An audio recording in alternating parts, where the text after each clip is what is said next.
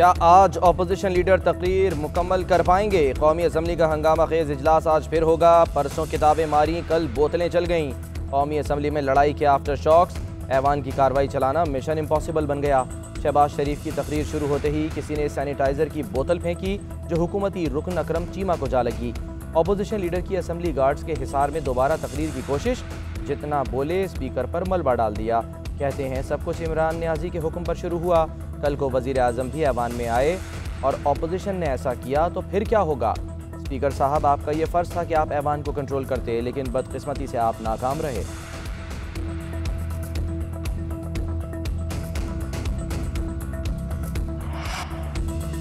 Selectors भी selected हुकूमत और सिलेक्टेड स्पीकर के रवैये और नाअहली पर शर्मिंदा हैं। बिलावल भुट्टो कहते हैं बजट सेशन का तीसरा दिन भी ज़ाया कर दिया गया। अब ये मामला पूरी दुनिया में शर्मिंदगी की वजह बन रहा है। ये वो लोग हैं जो मईशत, खारजा पॉलिसी समेत दीगर अहम मामलात पर पाकिस्तान के लिए फैसले करते हैं।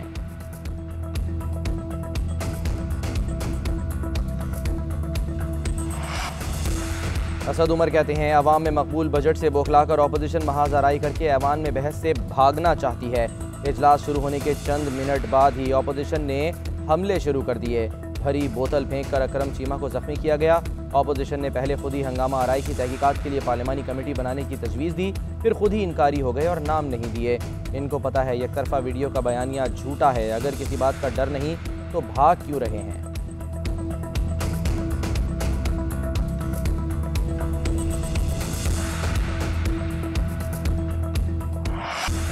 कौमी असम्बली में झगड़े पर स्पीकर का एक्शन। 7 अरकान के कौमी असम्बली में दाखिले पर पाबंदी। स्पीकर असद कैसर की ज़ेर सदारत इजलास। ऐवान में हंगामा आराई की वीडियोज़ का जायज़ा। असद कैसर ने हुकूमत के 3 और अपोजिशन के 4 अरकान पर पाबंदी लगा दी। हुकूमती अरकान में अली नवाज आवान, अब्दुल मजीद नियाज़ी और फ़हीम खान शामिल। अपोजिशन के अली गौहर बलोच, शेख रोहेल असगर, हामिद हमीद और आगा रफ़ीउल्लाह पर भी पाबंदी लगाई गई। वज़ीर आज़म इमरान खान से स्पीकर असद कैसर की मुलाकात। पार्लियामेंट की कार्रवाई से मुताल्लिक़ तबादला ख्याल।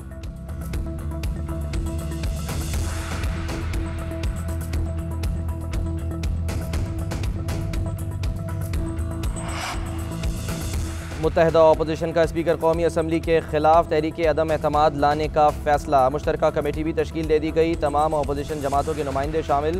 हिज़्ब इख्तिलाफ रहनुमाओं ने 7 अरकान पर पाबंदी का फैसला मुस्तरद कर दिया। कहते हैं असद कैसर अपनी पार्लिमानी जिम्मेदारियाँ अंजाम देने में मुकम्मल नाकाम रहे।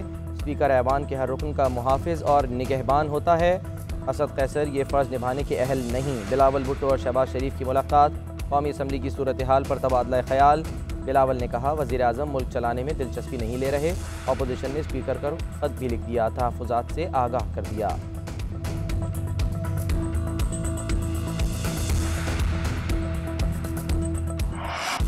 तहरीक इंसाफ की ख़ातीन अरकान की कौमी असम्बली में हंगामा आराई की मज़म्मत। वज़ीर मुमलिकत ज़रताज गुल ने कहा नून लीग कब्ज़ा ग्रुप्स और गुंडों की जमात बन चुकी।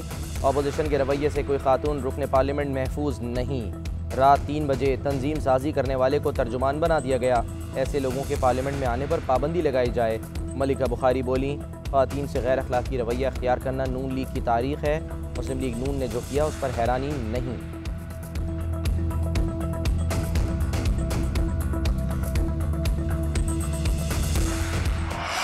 गुज़रे गुनाह बदतर अज़ गुनाह। गाली निकाली फिर दिफा में अनोखी मंतिक़ पेश कर दी।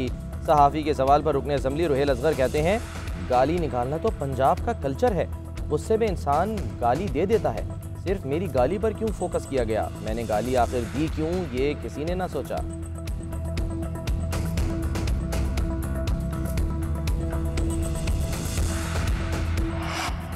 शहबाज शरीफ और हमजा शहबाज को FIA ने तलब कर लिया। हुकाम के मुताबिक 22 जून को शहबाज शरीफ और 24 जून को हमजा शहबाज को तलबी का परवाना भेजा गया है। दोनों को चीनी स्कैंडल और मनी लॉन्ड्रिंग के हवाले से बुलाया गया है।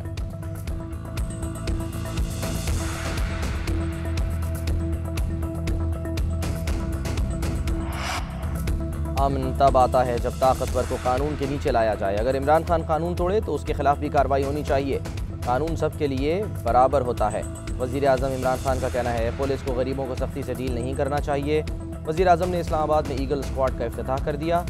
वज़ीर दाखिला शेख रशीद ने कहा अपोजिशन इमरान खान का कुछ नहीं बिगाड़ सकती। वज़ीर आज़म इमरान खान ने बेहतरीन बजट पेश किया।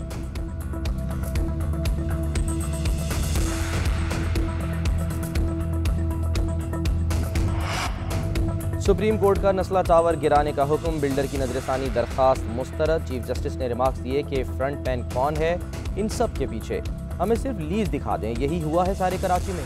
चाइना कटिंग ऐसे ही होती है। अलादीन पार्क में तजावुजात, दुकानदारों की दरखास्त मुस्तरद। एडमिनिस्ट्रेटर KMC को शॉपिंग सेंटर और पवेलियन एंड क्लब खाली कराने का हुक्म। अदालत की अलादीन पार्क KMC को खुद चलाने की हिदायत। जितनी मशीनरी चाहिए ले जाएं और सब गिराएं। चीफ जस्टिस के रिमार्क्स। अदालत का चेयरमैन वाबडा को K4 मंसूबे पर काम शुरू करने का हुक्म।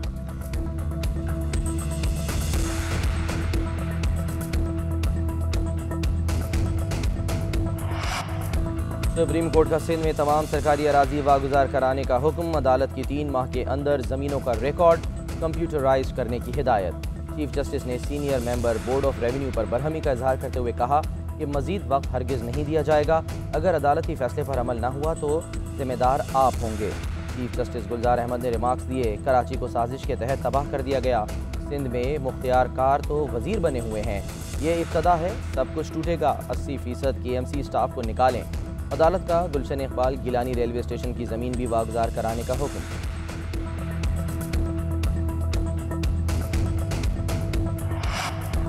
सिंध में वैक्सीन खत्म, विफाक खरीदने नहीं दे रहा। वज़ीर आला सिंध कहते हैं विफाक ने हमारा तरक्याती बजट कम कर दिया।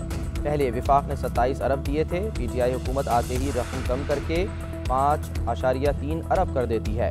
विफाकी हुकूमत की जानिब से 869 अरब मिलने थे, 147 अरब रुपए अभी मिलने हैं, लेकिन लगता नहीं कि कभी मिलेंगे। सबसे बड़ा revenue source Sindh revenue board है, जहां से 125 अरब मिलेंगे। कम से कम उजरत 25,000 कर दी। ज़राअत के शोबे की बहाली के लिए 3 अरब रुपए मुख्तस किए।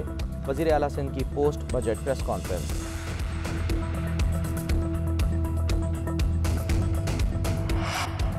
पंजाब के मुख्तलिफ शहरों में वैक्सीन की किल्लत। फैसलाबाद, गुजरांवाला समेत मुख्तलिफ शहरों में वैक्सीन खत्म। पहली डोज लगवाने वालों को वापस भेजा जाने लगा। वैक्सीन सेंटर्स पर आने वाले शहरियों को 2 दिन बाद आने का कह दिया गया। लाहौर एक्सपो सेंटर को वैक्सीन फराहम। कराची में एक्सपो समेत मुख्तलिफ सेंटर्स में चीनी वैक्सीन खत्म। सिर्फ 40 साल से ज़ायद उम्र के अफराद को एस्ट्राजेनेका लगाने का अमल जारी। कोरोना के बाइस गुज़श्ता रोज़ 46 अमवात, मज़ीद 1038 केसेज रिपोर्ट।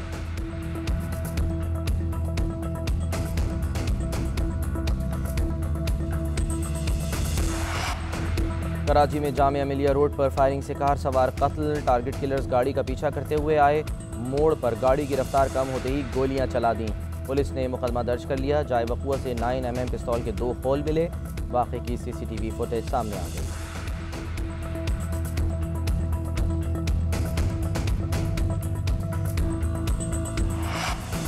कराची की मकामी अदालत ने खातून लेक्चरार को हिरासत करने के केस में जामिया कराची के साबिक असिस्टेंट प्रोफेसर फरहान कामरानी को 10 साल कैद की सज़ा सुना दी।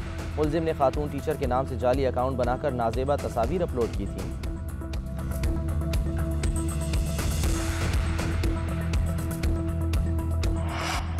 महकमा तालीम की स्टीयरिंग कमेटी के इजलास में अहम फैसले। रवां साल सिंध के तालीमी इदारों में मौसम गर्मा की तातीलात नहीं होंगी। प्री प्राइमरी और प्राइमरी क्लासेस में तदरीसी अमल का आगाज़ 21 जून से होगा। जुलाई में मैट्रिक के इम्तहानात के फौरी बाद 9वीं के इम्तहानात होंगे। 11वीं के इम्तहानात 12वीं जमात के फौरी बाद अगस्त में होंगे। सिर्फ इख्तियारी मज़ामीन के पर्चे देना होंगे।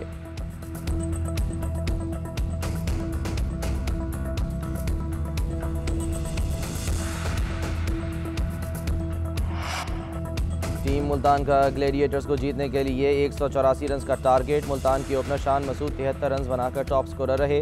कोयटा ग्लैडिएटर्स के खुर्रम शहजाद ने 2 विकेटें लीं। हदफ के ताक़ुब में सरफराज 11 की टीम मुश्किलात का शिकार। 66 रन पर 8 विकेटें गिर गईं। प्ले ऑफ मरहले में रसाई का इम्कान तकरीबन ख़त्म।